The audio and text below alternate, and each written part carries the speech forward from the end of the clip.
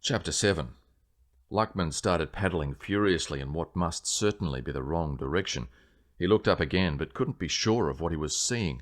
Seconds ago, the building had been looming down over him like a concrete giant, but the sea was rough, and he'd taken a blow to the head. He was way too close to the foot of the high-rise to get a true sense of the vertical, and he was still doing battle with the ocean's implacable barrage. "Mel!" he called, as loudly as he could manage. She probably couldn't hear him. His neck was strained backwards on the surfboard as he gazed around for her, and it constricted his vocal cords. The panic tying knots in his throat probably didn't help. With relief, he spotted her paddling in his direction. Another wave rose between them, and this time he managed to scramble over the back of the lip just before it collapsed in a roar of foam and wild white water. The suction from the water's impact again dragged his board toward the turmoil, but he avoided another tumble over the falls. This was insane. He was like a cork in a bathtub. She reached him a few seconds later. She was actually smiling. Nice day for it. But Luckman had nothing left in the tank for humour. "Look, I'm pretty sure that building's coming down on our heads any time now." He saw her eyes widen at the note of panic in his words. He felt a sting of embarrassment that he'd let his own fear become so obvious. Her eyes offered reassurance. "You have to ride. It's the only way." She pointed to an area of calm water some distance away. It was alongside another shattered building directly in front of them. "That used to be the QT Hotel. We need to get around the back of it. See that chaos at the front? Don't get caught in there." A whitewater vortex swirled and thrashed around what had once been the hotel's famous Japanese restaurant. Waves washed against the crumbling walls and through its punctured roof cavity. Luckman was sure he once took a woman to that restaurant. It had been a night to remember, although he was damned if he could remember her name now. "Avoid the teppanyaki bar. Gotcha. I'm not real hungry anyway." "One more thing," she continued. "Right in front of us. See that fence? That used to be our tennis court." The top of the court's rectangular enclosure was poking above the waterline about 10 metres away. "The fence is still intact, and I'm afraid a rather large shark has been trapped in there for a couple of days." There was another explosion beside them as a wave pounded into the building. It was a call to action. They had drifted behind the tower and into a small area of calmer water, but the surf was still pounding past them ferociously just a few metres away. "When you take off," she told him, "turn your board before the drop gets too steep. When you feel the wave grab you, stand up on the tail and turn toward the open wave face. Keep your nose up." "Ladies first," he replied. "Let me see you do it." She nodded, paddling off toward the impact zone, timing her run so she could catch the next wave. With poise and confidence, she paddled into the midst of an already breaking crest, snapped to her feet amid the foam, and punched her board out smoothly onto the open wave face. He lost sight of her as the wave crest passed. Thunder crackled above them, and it started to rain again. He took a deep breath and paddled further out the back toward the takeoff zone. He waited for the wave set to finish, then paddled into the path of a smaller crest following shortly afterward. But the board stalled as he tried to stand up too quickly, and the wave simply passed him by. He had more success on his second attempt. He paddled harder and at more of an angle to avoid losing control. He didn't want the surfboard going vertical before he'd managed to stand up. Paddling at an angle meant he wasn't travelling as quickly, but this time the wave was larger and it didn't matter. He felt the grip of the swell as the board began to speed up.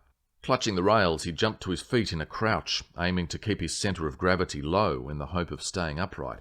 It worked, but he forgot to turn and shot too far in front of the wave's energy pulse. The board began to stall again. He stood up straighter in an effort to turn the longboard. It was more stable than he'd expected, but nothing happened when he leaned over.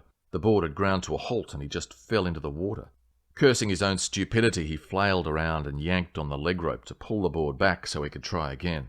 Oh, hell no. He was inside the tennis court enclosure. He wouldn't be able to paddle out until another wave arrived to lift him over, except now that would mean he'd have to paddle against the flow of the water. A short distance away he caught sight of movement. For one ridiculous moment he thought it was Mel swimming to his aid. But where was her surfboard? Then he saw the teeth. A voice at the back of his head began to laugh. He didn't have time for this. The shark's mouth opened hungrily.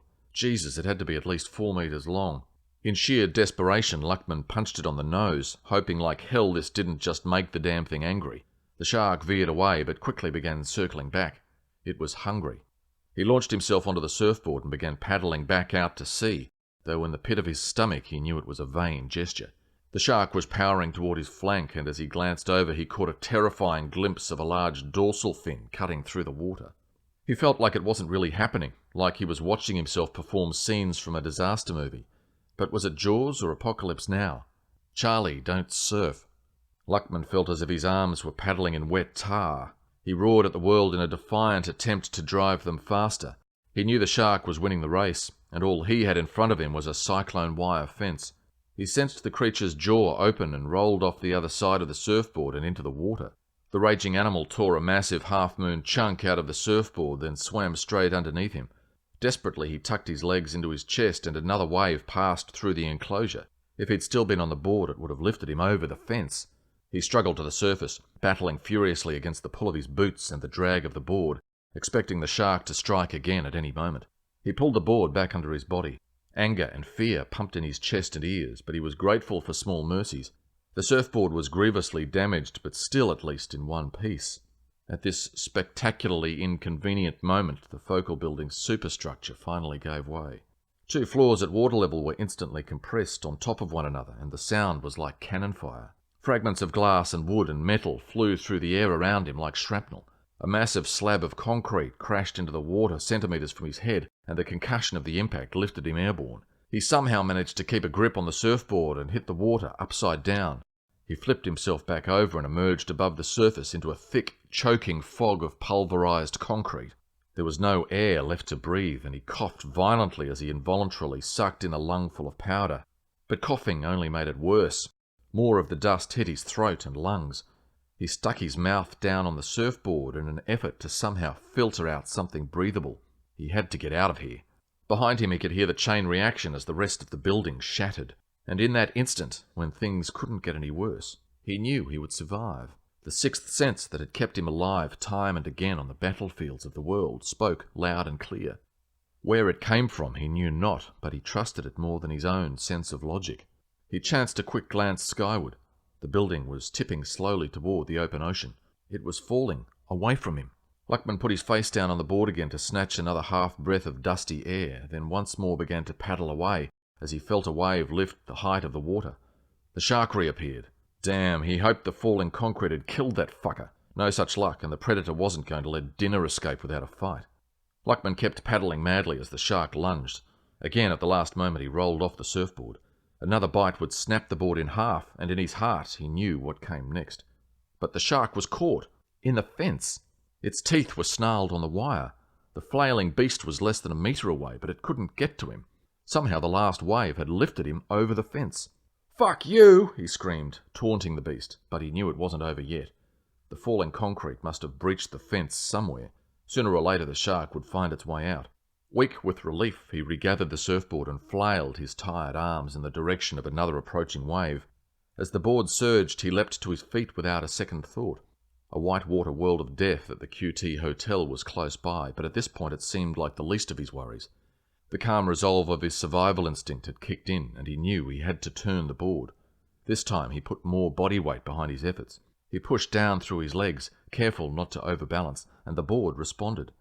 He shot past the moiling whitewater crash of the lip and onto the open 2-metre face, which reared up in front of him with speed and awesome force. The power of the moving water sent an unholy shudder through the damaged surfboard, but though falling would still be easy, he managed to stay upright, because he knew it was his only option. Content to steer a straight-line course across the face, he cruised smoothly and focused on keeping the nose out of the water and thus avoid being bucked off the board. For one blissful moment, the world went quiet. He realized it had stopped raining, and for the briefest instant it was like time ceased to exist as the wave unclenched its fist and carried him to safety.